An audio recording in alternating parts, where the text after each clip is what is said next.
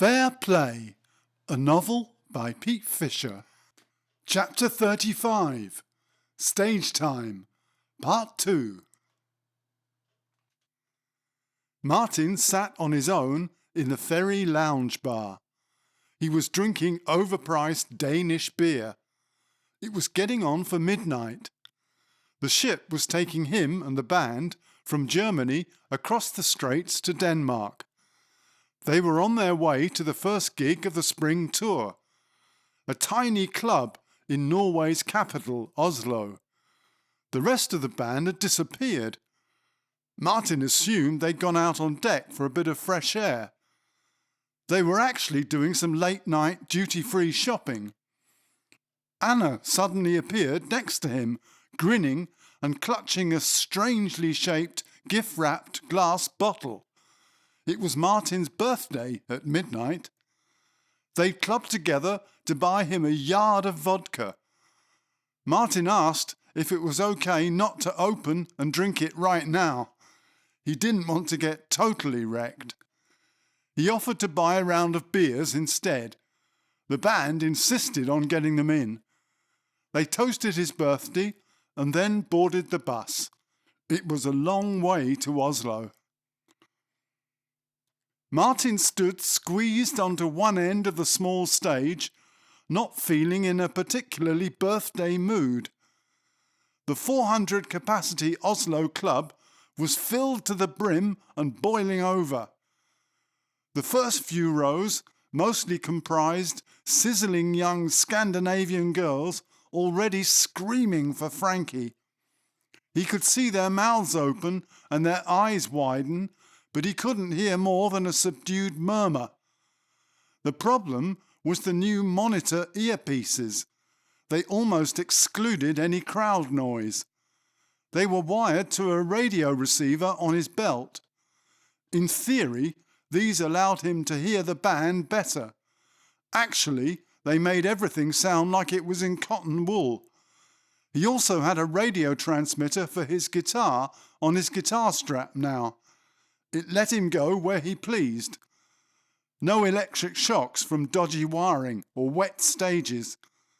But Martin missed being deafened by screams and tripping over his guitar lead.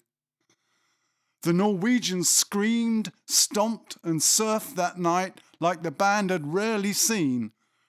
Martin loved small club gigs, being so close to the crowd. Sometimes he had to move coats or handbags to get to his floor pedals.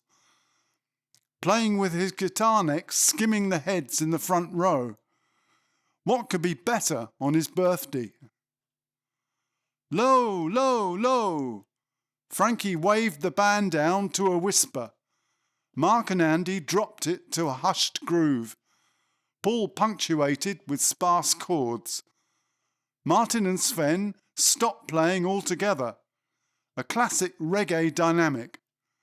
Frankie had a particular purpose this time. This is Martin Dalgleish on the guitar. It's his birthday, and I want you to sing for him. Frankie cued the crowd in with happy birthday. Martin grinned and bowed politely. Okay, I want you to listen again, Oslo. Give them a sweet solo, Martin, for your birthday. Martin turned his guitar up a little and found a simple riff in the right key. He stretched out into a bluesy improvisation. He knew whatever he did, the band would go with him. Mark raised his eyebrows and widened his eyes to signal double time and louder. Martin responded with a few faster flurries of notes. Frankie name-checked him again. Martin Dalgleish on the guitar. Martin let rip for about a minute. Then the band dropped to a whisper again. The crowd cheered. Famous in Oslo. Martin sensed the bus wasn't moving. He was in his bunk upstairs in the nightliner. The air conditioning was purring gently, but the heat from outside was penetrating the window next to him. It must have been around midday. Saturday was Switzerland. the second of 3 big festival gigs that weekend. Martin got up and put his shorts, socks and sneakers on. He went down the stairs, grabbed a laminate pass off the lounge table and a bottle of water from the fridge. He put on sunglasses and baseball cap, wrapped a white towel round his neck and stepped into the Swiss sunshine. The sun was baking everything. The heat shimmered over Bikini City. Crowds of colourful 21st century Swiss hippies. It was a vast greenfield site, now turned brown, bordered by trees with hillsides behind. Martin made for the big stage in the centre. Behind it, he entered the circular village of porter-cabin dressing rooms. Each cabin had chairs and tables outside, shielded by sunshades. The chill-out marquee had inflatable sofas, an espresso machine and a gigantic fridge. It also had a table football table. A large trailer wagon round the corner had clean civilised showers and real toilets, all mod cons à la Suisse. After soundcheck that afternoon, Martin heard some very funky music behind the stage. He peeked into the back of an Arctic trailer backed up to the rear of the stage. Inside, there was an endless row of clothes on hangers and clothes rails.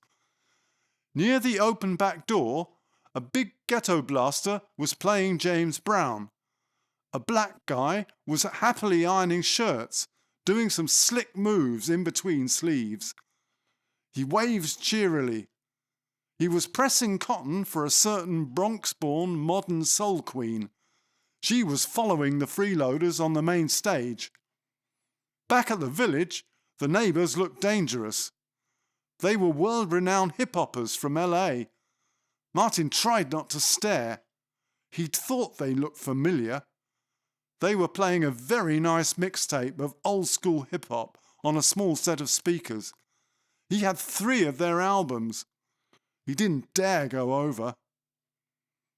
The sun was still burning down at showtime.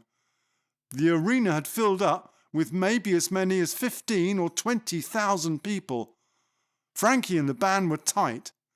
The crowd were up for it, with a lot of bouncing and several crowd surfers.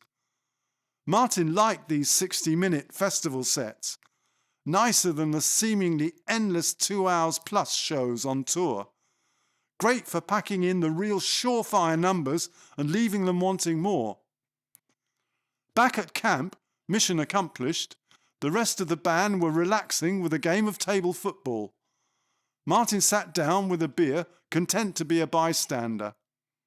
He noticed an anonymous, diminutive figure among the players hiding under a hoodie. She was playing with particular gusto and cheering loudly when she scored. Martin recognised her as that very famous 5'3" pop person from Philly. Stars need to switch off sometimes. Martin still found it very hard not to get starry-eyed in the presence of fame. The hooded table football queen headlined that night with her band, in front of a crowd of 30,000 or more. She was an absolute dynamo. She blew Martin and his bandmates away. Then it was 1 a.m. The bus was leaving. They all had to leave before the encores, but there was still plenty of beer in the fridge. It was a sunny Saturday afternoon. Martin was sitting in the air-conditioned comfort of a 4-star hotel room in Karlsruhe, the city where Rollo and Mac got pulled in the shopping centre. Frankie and the band were headline act on the second day of the annual Summer Arts Festival. Martin met up with Marcus, the tour manager, and Pip, the sound man, in the hotel lobby around 6 p.m. They had to allow time to get to the stage area through the large crowd. As usual, Frankie kept them waiting for about half an hour. Eventually, they set off for the park in the minibus. It was a free concert. Just how many people were there became evident as the road through the park became more and more clogged with spectators arriving. Marcus had to snowplough his way through them gingerly.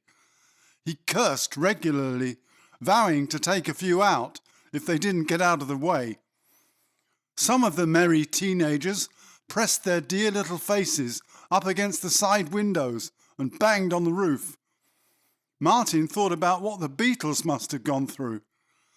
Marcus steered them safely into the backstage area. It resembled a corral in a western. The head-high fence was meant to afford the artists a modicum of privacy and to keep out intruders. The open-air stage was set up in the city's enormous landscaped park. It was on a flat area in front of a grass-covered miniature mountain, fashioned from the earth left over from 3 artificial lakes. It was now also covered in people. Martin hadn't peeped over the fence or looked out from the back of the stage. He wanted to watch the band who were on before the freeloaders. He climbed the steps up to the side of the stage and looked out over the crowd. He couldn't believe his eyes. The crowd was spread around in all directions as far as the eye could see. They filled the gently sloping grassy bowl in front of the stage. The mass of people continued up the mountainside until they disappeared over the brow of the hill. It could well have been 100,000, worthy of a Cecil B. DeMille epic, close to biblical. Frankie and the band went on at dusk. Dark rain clouds threatened a downpour that fortunately held off at first. The roar that went up to greet them was almost overwhelming, momentarily drowning out any sound that came out from the PA. The band dropped quite a few bum notes during the intro, almost unable to hear themselves. Mac whacked up the monitors to compensate. When the crowd sang along, they were still louder than the music. Martin looked out as the sea of lighters lit up in the gloom. In the distant suburbs beyond the park, an illuminated chain of tram carriages snaked by in the darkness. Here and there streetlights switched on around the city. The dark clouds burst and the rain came down. Martin was glad of his guitar's wireless setup. The crowd cheered on obliviously. Steam rose in the searchlights from the mass of soggy bodies. After several encores, Marcus hustled the band hastily into the minibus. He drove as fast as he dared down the road out of the park before it became swamped with punters.